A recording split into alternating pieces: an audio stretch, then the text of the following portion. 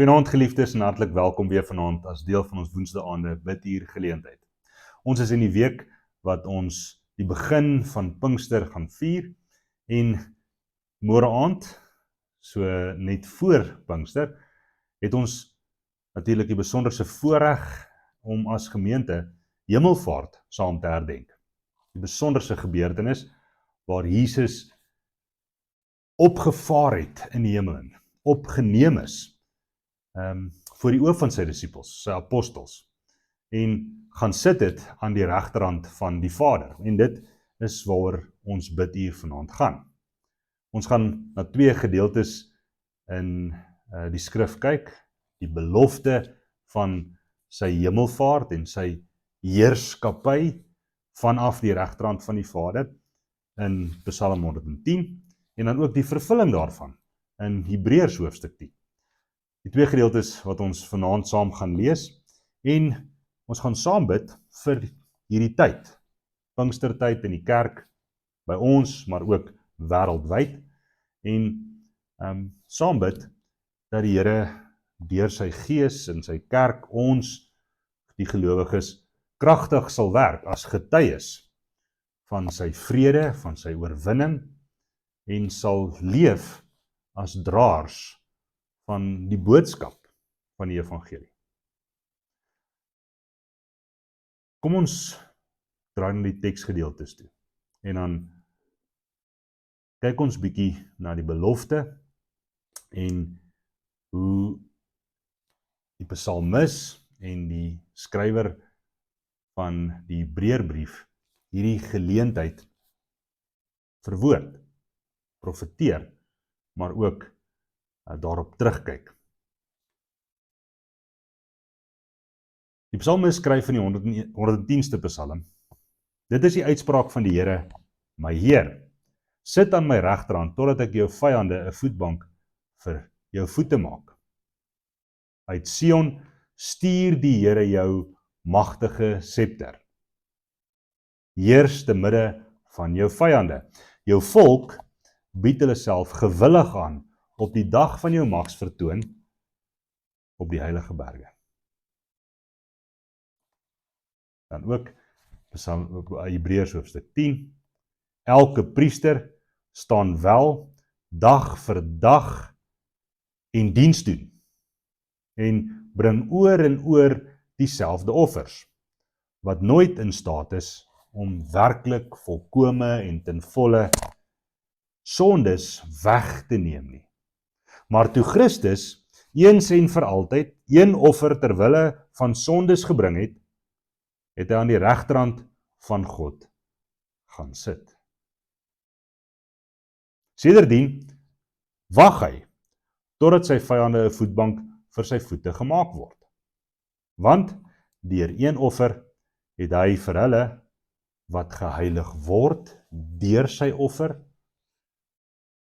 vir altyd vervolmaak. Nooit weer hoef daar 'n ander offer, nog 'n offer vir ons ewige saligheid betaal te word of gekoop te word. Ons is gewas en geheilig en het toegang tot die Vader. Amen. Geliefdes, as ons na hierdie gedeelte kyk, dan dink ons aan die feit dat in die Joodse tradisie, in die tempeldiens, daar nooit 'n stoel was, 'n sitplek was vir die priesters wat diens gedoen het om te gaan rus van hul werk nie. Want hul werk was nooit voltooi nie. Jaar na jaar, dag na dag moes die priesters vir die volk van God die offers bring. Moes hulle as middelaars optree tussen God en sy volk om die sondes van die volk weg te was met die bloed van die offers wat hulle gebring het. In Hebreërs 10 het ons gehoor en gesien vanaand dat Jesus as die ewige hoëpriester soos beloof is, soos voorspel deur die profeet, een slagoffer gebring het, homself kom offer het en na sy offer gaan sit het. Ons het gehoor dat hierdie sitting van Christus, die hoëpriester, nie 'n rus was as sulks nie, maar 'n voltooiing is. 'n Wag, het die teks gesê, nadat hy sy offer gebring het, totdat die offer aangeneem is en dit het gebeur met sy opstanding uit die dode, en die Vader, die wat geheilig is deur sy offer, ook sal regverdig, ook sal bewys dat hulle skuld, hulle nie meer toegereken word nie, wanneer hulle ook gaan opstaan uit die dode uit. Daar is niks meer vir die waarvoor Christus die offer gebring het, wat hulle kan doen, of moet doen, om hulle self regverdig voor God te plaas nie. Daar is niks wat ons kan doen as God se kerk, as Christus se volgelinge, om die geweldige toorn wat van God af op die sonde rus, af te weer nie. Ons het dit Sondag tydens die erediens gehoor, as ons hierdie groot, hierdie wonderlike offer wat Christus gebring het, verontagsaam, as ons hierdie fantastiese genadegawe wat hy vir ons gegee het, ignoreer en dit nalat, dan is daar geen ander manier hoe die toorn van God versadig kan word.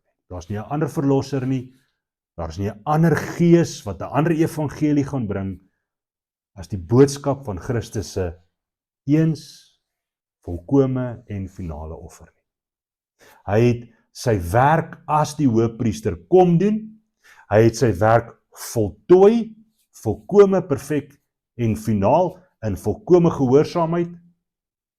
Die Vader het sy offer aangeneem, deur hom uit die dood uit op te wek, en hom op te neem na sy regterhand toe, sodat hy kan kom sit aan die regterhand.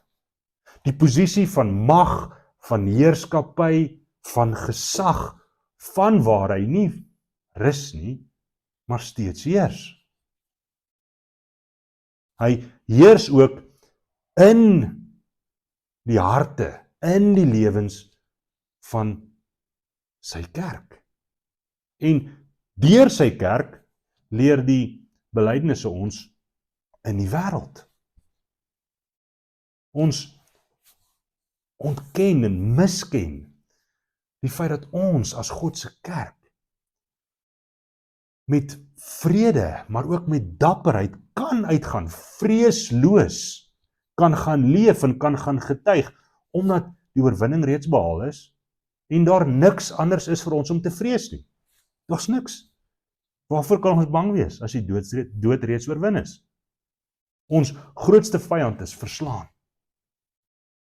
Hoekom getuig ons nie met oorgawe elke dag in ons lewens en met ons woorde oor hierdie wonderlike voorreg wat ons het om sy kerk te kan wees nie? Psalm 110 het die belofte vir ons gegee. Ons het dit gehoor dat dit nog altyd God se plan was. Die Here het vir my Heer gesê, kom sit aan my regterhand. Dis jou plek. Kom sit, sodat jy kan heers. Die eerste keer wat hierdie belofte vir ons oopgebreek word en vir ons gegee word, dat dit God se plan is, met Jesus se koms, met sy menswording, met sy dood, dat hy sal heers, na sy oorwinning. Aan hom sal alle mag gegee word, in die hemel en op aarde. En wanneer hy die eerste keer aan sy disippels, nie die eerste keer, wanneer hy weer aan sy disippels verskyn, voor sy hemelvaart, dan sê hy, aan my is alle mag gegee. Gaan daarom, omdat julle niks het om voor bang te wees nie. Gaan dan, en gaan maak die mense my disippels. Gaan, en gaan doop hulle, en gaan leer hulle om alles te onthou wat ek vir julle gegee het. Gaan leer hulle om God lief te hê, met jou hele hart, jou hele siel, al jou verstand. En jou naaste, soos jouself. Hy kan hierdie uitspraak lewer, omdat God lank reeds dit so bepaal het, dat hy die een sal wees wat sal sit aan sy regterhand, vanwaar hy met sy magtige scepter, sy woord en sy gees die uitspraak sal lewer. Hebreërs het vir ons vertel dat hierdie belofte in vervulling gekom het, dat Jesus se offer finaal was. En tydens hemelvaart, môre aand, gaan ons dit herdenk, neem hy sy plek in, en word hierdie belofte 'n geskiedskrywing. Met ander woorde, afgehandel. Die realiteit is nou vir God se kerk anders. Want hy heers, hy sit, soos 'n regter in sitting, soos 'n koning op sy troon, en wag. En hy is geduldig met ons. Hy is geduldig dat ons die boodskap van die evangelie sal hoor en sal aanneem en sal kom en sal leef soos wat hy vra. Om vir hom om aan die regterhand van die Vader te sit, beteken dat hy nie daar sit en rus nie, maar dat hy steeds in beheer is, steeds toesig hou, steeds inspraak lewer. Maar nou is ons verbind aan hom deur die werk van sy gees. Dr. R.C. Sproul het dit, en ons het al 'n paar keer hierna verwys, so mooi verwoord toe hy gesê het, daarom is daar nou geen rogue, rebelse molekuul in die skepping nie. Dis alles onder sy beheer, want onder hom en onder sy voetbank is sy vyande gestel. Die dood, siekte, alles wat ons kan terughou en weghou van hom af, is onder sy beheer, onder sy voete gestel, ons vyande, sy vyande.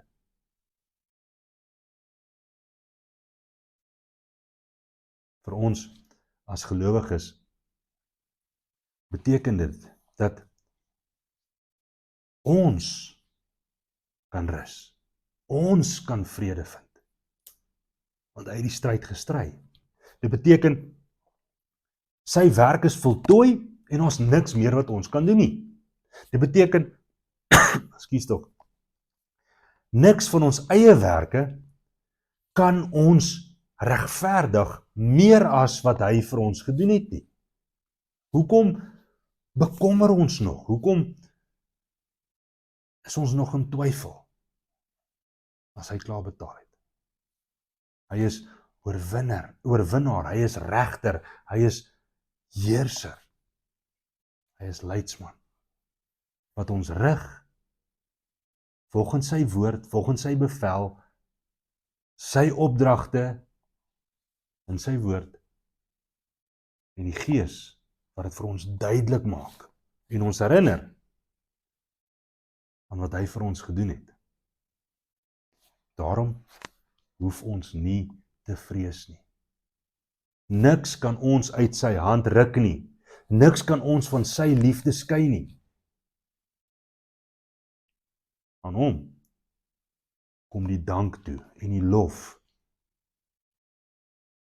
Kom ons lewens toe. Moet ons lewens wy in aanbidding. Mag hierdie Pinkster vir ons 'n tyd wees waarin ons hierdie waarheid vier. Mag die Heilige Gees wat hy vir ons gestuur het, ons oë oopmaak vir hierdie waarheid. Mag hy ons toerus met die betekenis van die evangelie, sodat ons dit kan verstaan, sodat ons dit kan glo en sodat ons dit kan gaan uitleef. Mag hy ons elkeen as individue herinner aan ons rol en ons plek as deel van die kerk. Maar ons ook bemoedig en inspireer om daardie rol te gaan vervul. Mag ons veral in hierdie tyd, en dit wat ons dink en sê en doen, tot sy eer lewe. Amen. Geliefdes, ons het 'n paar sake waarvoor ons ook vanaand saam gaan bid. Minder as wat ons normaalweg op ons gebedslys het, maar niks minder belangrik nie.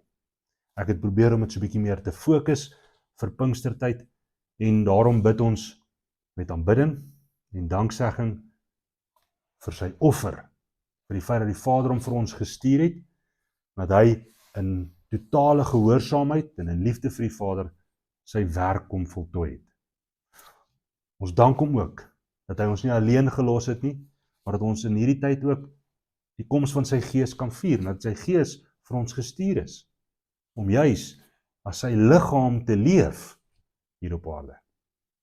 Daarom bid ons ook vir die kerk, ons bid vir ons eie gemeente, ons bid vir die kerk oor die algemeen en oor die wêreld heen, en vir die koms van die koninkryk. Soos ek weer eens sê, veral in hierdie Pinkstertyd, dat ons die eenheid in waarheid sal ervaar en sal bewaar, soos Paulus aan die Efesiërs dit stel. Ons bid vir ons huise en ons gesinne, en veral vir ons kinders. Ons bid dat die Here hulle ook sal aanraak in hierdie Pinkstertyd, en dat die Here hulle in hulle harte sal werk deur sy Gees, en dat ons as ouers hulle sal rig en sal lei om te leef soos 'n volgende generasie wat die kerk sal opbou. Ons bid vir die in ons gemeente en familielede van gemeentelede wat siekte gebuk gaan onder siekte en dalk moedeloos is in hulle stryd. Ons bid vir die ongesteldes, geestelik en psigies, fisies, dat die Here sal genesing bring, dat die Here die wonder van sy genesende hand oor hulle sal uitstrek en hulle sal aanraak, sodat hulle ook as getuies van sy wonderlike liefde sal leef. En dan bid ons in Pinkster vir persoonlike inkeer, dat ons tot 'n bewustheid sal kom van ons tekortkominge, van ons sonde, en dat ons dit sal bely voor die Here. En dat die Heilige Gees ons sal herinner dat Jesus, wat Jesus vir ons gedoen het, toe hy gesterf het aan die kruis, en dat ons daarom as getuies sal leef met dankbaarheid tot sy eer. Dat ons as getuies by ons werke, in ons skole, in ons vriendekringe sal gaan leef, vreesloos, met vreugde en met dapperheid. Ons bid hiervoor in Jesus se naam. Kom ons bid saam. Almagtige Vader, ons dankie dat ons in hierdie tyd as gemeente ook op hierdie manier kan begin voorbereiding doen vir Pinkster. Ons bid vir ons as gemeente en vir hom wat ons gaan voorgaan in Pinkstertyd. Ons vra Here dat U deur die Gees en deur die woord ons sal oortuig van die waarheid daarvan. Dat ons tot die oortuiging sal kom van ons sonde, maar ook van die feit dat U die offer gebring het wat ons sondes vergewe het. Ons dankie vir die bloed, Here. Ons dankie vir die lewe. Ons dankie vir die Gees wat ons rig en lei om met lof en dank tot U te lewe. Help ons, Here, om gehoorsaam en getrou te bly aan die wet, aan die woord, aan u opdrag tot liefde. Ons vra, Here, ontmoet ons vanaand in ons gebede, ontmoet ons voor u geopende woord, ontmoet ons in die kerk waar ons bymekaar is hierdie naweek. En kom hê 'n ontmoeting met ons deur die Gees wat u vir ons gestuur het, wie se koms ons vier in Pinkster. Vader, mag ons as 'n gemeente en ons as individue leef tot u eer. In Jesus se naam.